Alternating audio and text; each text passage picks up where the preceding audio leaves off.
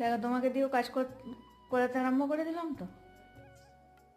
এটা আমার ট্যালেন্ট।